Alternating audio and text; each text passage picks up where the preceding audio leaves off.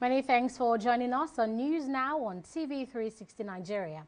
I am Annetta Felix. Senate President Ahmed Lawan says President Muhammadu Buhari may submit the list of ministerial nominees to the Red Chamber for approval before the end of the week.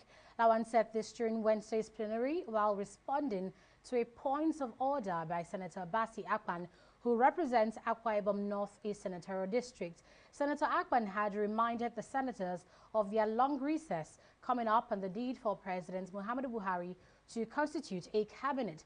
In his response, the Senate President told the lawmakers that the executive arm was working to ensure that the list was ready before they proceed on their annual two-month break. The two-month recess will begin on July 26. 4 persons have been reported killed by gunmen in Morbei community of Ado Kola local government area of Taraba State. Witnesses say the gunmen stormed the community on motorbikes and opened fire on residents. The incident is, however, yet to be confirmed by the State Police Command and the state government. Villagers say the remains of the dead have been deposited at the morgue of the Federal Medical Center, Jalingo. Now, this is the second of such attack in Taraba since the start of this week.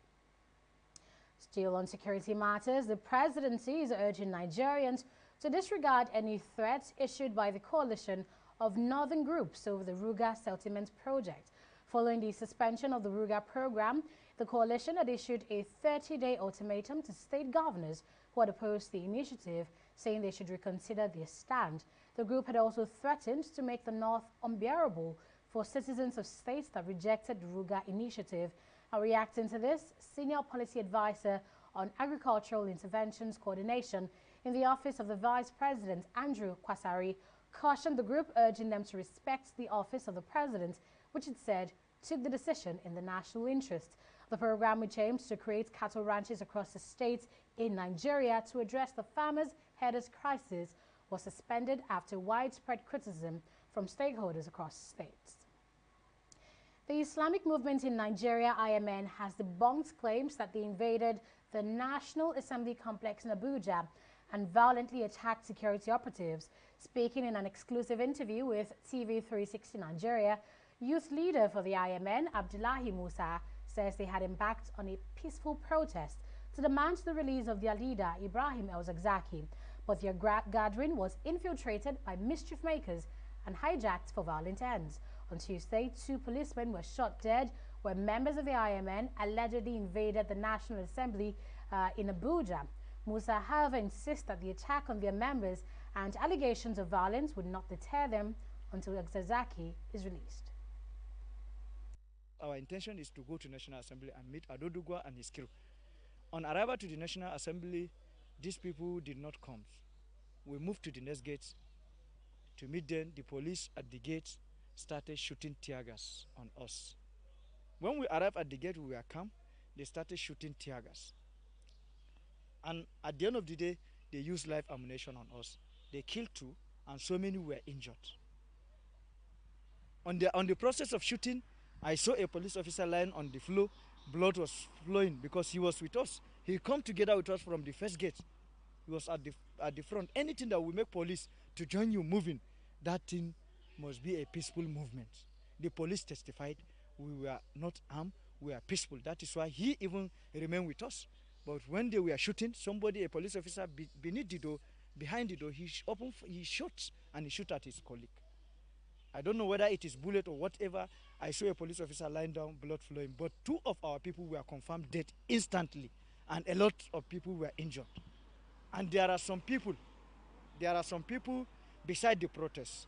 These people are not part of us. They are, I believe, they are security forces in Mufti.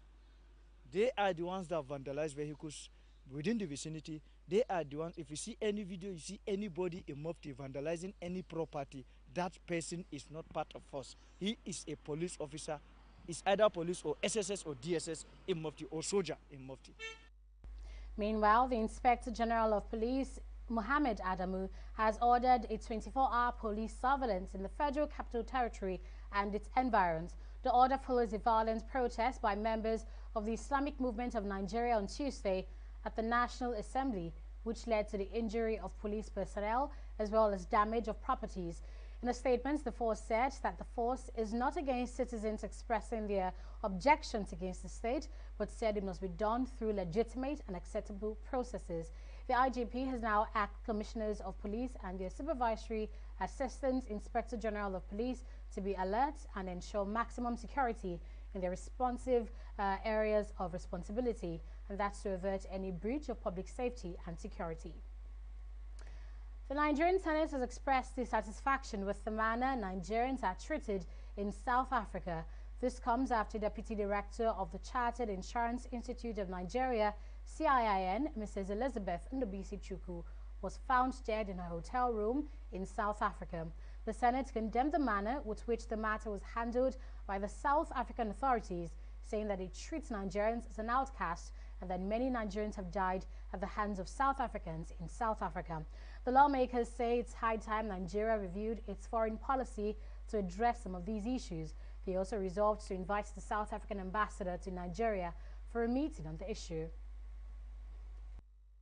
To urge the South African government to carry out investigation into the death of Mrs. Chukwu and other Nigerian citizens who have continually died in suspicious circumstances while in South Africa. The way and manner, whenever South African airline lands in Johannesburg, they will start pursuing all Nigerians that are in that airplane. Especially when they think you have some money, they will track you to the hotel. They will track. This is not first time somebody is dying in the hotel. It's not the second time. It's not the third time. So federal government of Nigeria must redefine our relationship with South Africa. It's unfortunate that having got their independence, South Africans decided to pay us in a different way. And it's also surprising that despite what has been happening, the xenophobia in South Africa, anytime you have a xenophobia case, Nigerians are the worst victims. We have never had any case of retaliation here. They are very free here. Their businesses are the most lucrative business. They made billions and billions of naira. MTN Nigeria contributes more than 70% of MTN South Africa. DSTV is there, ShopRite, so many of them. No case of molestation of South Africans. I urge the South African government to carry out investigation into the death of Mrs. Ndubisi Chukwu and other Nigerian citizens in such suspicious circumstances in South Africa. Those in support of this prayer say aye. Those against say nay. The ayes have it. Adamawa State lawmaker Elisha Abu has finally appeared before a Senate committee for investigation. Abu is accused of physically assaulting a woman at a store in Abuja. Appearing before the Ethics and Privileges Committee, the senator refused to speak on the matter, saying the case is currently before a court and it can't be discussed publicly for that reason. Senator Abu told the committee that he would prefer a closed-door session to answer to the allegations against him. His comment, however, did not go down well with members of the committee who insisted that all modalities for the hearing will be determined by them. I came because I received a text message that I am invited by this honorable committee made of distinguished men and women to investigate a viral video that is already there in public domain. And the protests that have been going out there has been loud, has been local and international.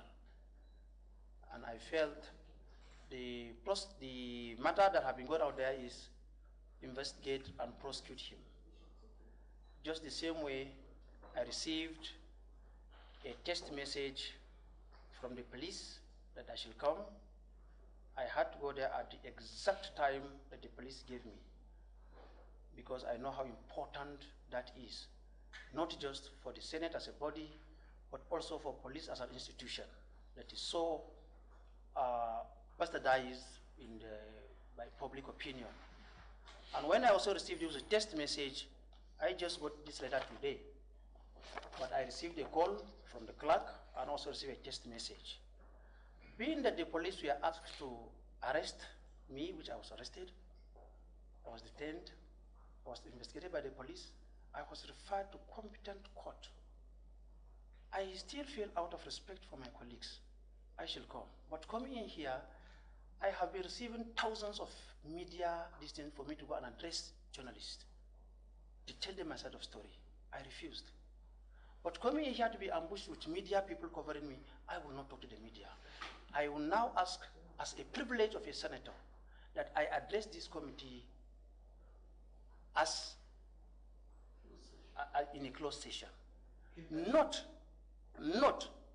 trying to speak about my own side of story to the media and take it out there. Exactly what you are saying now, that was what we expected you to say on camera. But for you to now begin to talk is not even healthy while camera is on. For you to now tell us the modalities that you want this proceedings to go through, that is wrong. And that is what we are trying to tell you. Thank you so much. We are a very, very respectable institution. And when you look at the caliber of people that are here, look at a former governor of repute, former minister. So the Senate president is just not pick anybody. We are mindful of what you are telling us. But let us be, we have a chairman who would decide that. We've already decided, on certain procedures we want to go through, but you don't come and dictate to us. In politics, the national leadership of the All Progressives Congress says it would hold primary elections for the Kogi and Bayelsa state governorship polls on August 29.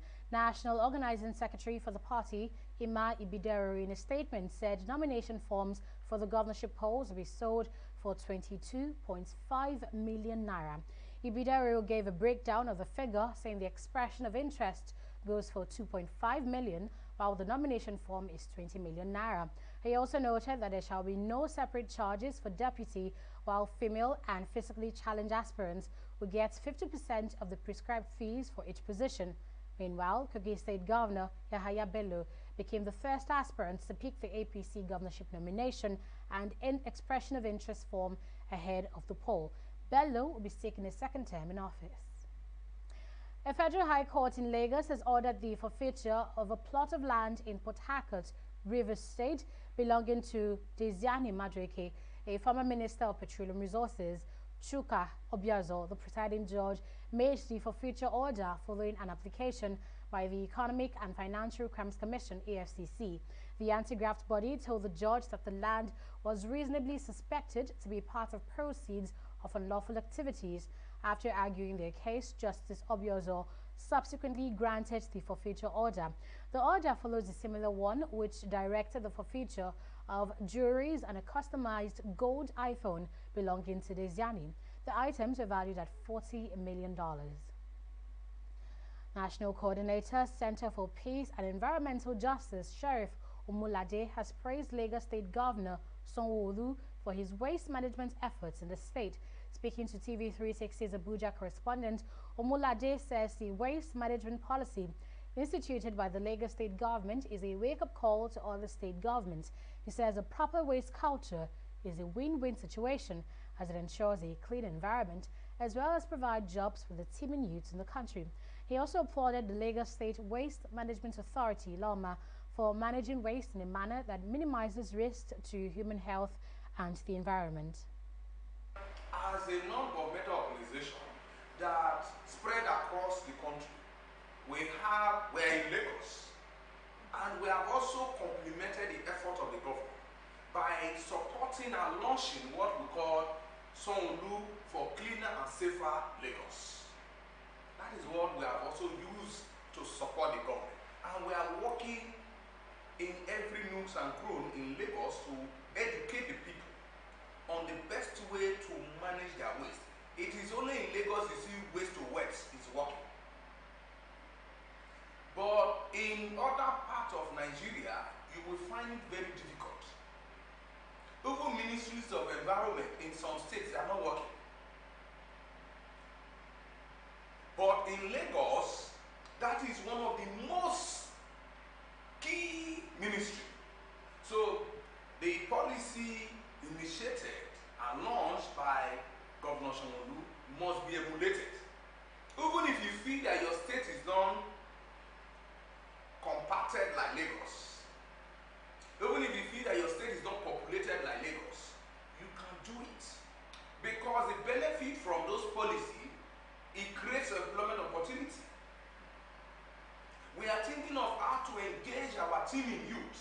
And these are some of the ways you can create employment. You're still watching news now on TV360 Nigeria. We'll be right back after this break. Do stay with us.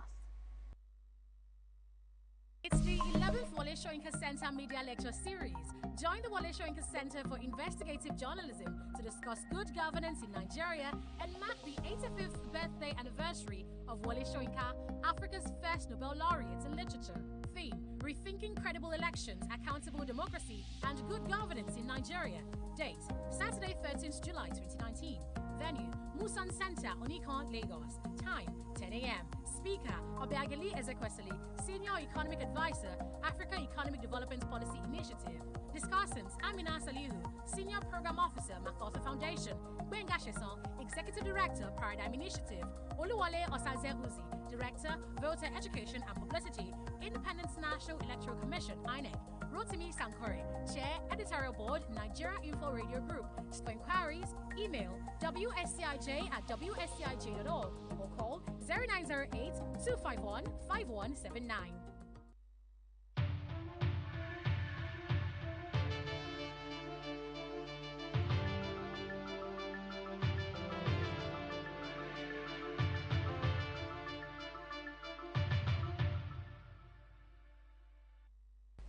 You're welcome back. Just as foreign bodies have warned, Nigeria's debt profile is on a steady rise, and we have Fidelia Aguncha to tell us more. Well, Nigeria's debt profile has increased by 560 billion naira in the last 3 months. According to the Debt Management Office, the total debt stock as of March 2019 stood at 24.9 trillion naira compared to the 24.3 trillion naira seen in December 2018. The breakdown showed that the total external debt stood at 7.8 trillion naira, while domestic debt was at 17 trillion naira. Local manufacturers have thrown their weight behind the new loan directives of the Central Bank of Nigeria. Last week, the Apex Bank mandated deposit money bank in the country to give out at least 60% of their deposits as loans beginning from September. Hailing the new development, Director General of the Lagos Chamber of Commerce and Industry, Muda Yusuf, said it will improve the risk-bearing capacity of banks and also compel them to be more innovative in their dealing with entrepreneurs. We have had many years of the public sector crowding out the private sector in the credit market because of the flight of investment and funds from investment into the purchase of treasury-based federal government bonds and all of that. All of these have created very serious distortions in the financial system, the private entrepreneurs of funding, of finance, and all of that. So we had situations where the banks were more interested in investment in treasury-based, in making money from transactions in the foreign exchange market and all of that, at the expense of those who are taking the risks to invest, those who are creating wealth, and those who are, creating jobs. So this misalignment, has been hurting the economy. So it's a welcome development that the central bank is coming up with this policy. We believe that it will compel the banks to be more creative, to be more innovative, and to also expose themselves to some measure of risk. Because you cannot have a banking system that will operate with a zero tolerance for risk policy. Nigeria's third largest telecommunications company, Airtel Nigeria, has finally listed on the Nigeria Stock Exchange. The move comes weeks after the company listed on the London Stock Exchange with over 3.7 billion shares pegged at 363 naira. Airtel becomes the NSE's third most capitalized equity. Adeshawa Dushoga has more. It's a big day for Airtel Africa as it's finally listed on the Nigerian Stock Exchange with a listing price of about 363 naira, with an ordinary shares of 3.7 million naira, closing the market at 399 naira. It was indeed a warm welcome from stockbrokers at the Nigerian Stock Exchange as telecommunications company Airtel Africa joins the Nigerian's equities market.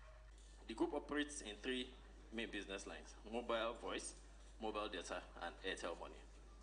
The issued and fully paid capital, the issued and fully paid shares of the company is 3,758,151,504 ordinary shares of 50 cents. The entire issued and fully paid up share capital of the company, which has been registered with the Securities and Exchange Commission in compliance with the provisions of the ISA. CEO, sir, I confirm that the shares of Airtel Africa PLC to be listed have been duly registered with the Securities and Exchange Commission, and that there is no objection to the shares being listed on the floor of the Nigerian Stock Exchange. After hours of actively trading, the share price of the telecommunication company closed the day some kobo short of 400 naira, boosting market capitalization by 1.34 trillion naira. The company's management says it hopes to attract more investors through this listing on the NSE. Having spent the last few weeks meeting investors around the country, there are two key takeaways for me. One, there's a huge potential for investment in African-focused businesses. Africa has a very young and fast-growing population, with GDP growing in most of our countries. Young people are digital natives. They consume data. The second key takeaway for me is what we can do as a business, not only in voice and data, which are pretty well understood, but also in terms of the opportunities that mobile money presents. The low customer base and data penetration and underserved banking infrastructure are key opportunities for us. Investors have listened to our story, and are very interested enough to invest in our business, and are now ready to share the future with us. Nigeria, which is one of our 14 countries, is a great place for business, and Airtel Africa remains committed to building a leadership position here and in our other 13 African markets. Today is a significant milestone in the life of Airtel Africa. We're very proud to have been listed on the Nigerian Stock Exchange, and as you're aware, it's a dual listing. In spite of the challenges, it's been an interesting journey, and we're very, very pleased that Nigeria was the second exchange that was chosen in addition to London, and that we've crossed the finish line.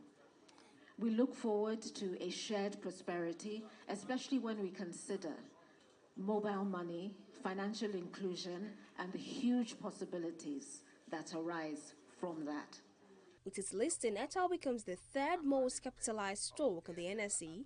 Stockbrokers are now hoping it will follow the trend set by MTN Nigeria and positively change the course of the market. The expectation we have, or the investors we have, one, they are now listed, they are now a public limited liability company, there is a PLC, they will need to meet all the post-listing requirements of the Nigerian Stock Exchange and also SEC. They should make sure the market gets timely information so that brokers will be able to price their shares appropriately. And they should also hold strongly to corporate governance. If all this is done, we assure you they will give confidence to the investors, and the shares of Airtel will continue to do well in the markets. Between 2017 and 2018, the telecommunications sector contributed about $70 billion to Nigeria's GDP. With two of the sector's biggest companies listed on the NSE, there is no doubt investors' confidence in the Nigerian's equities market will receive a boost. Adeshawa Dushoga, TV360 Lagos, Nigeria. Well, that leads us to activities on the stock market today. Coming up after this break. Don't go away.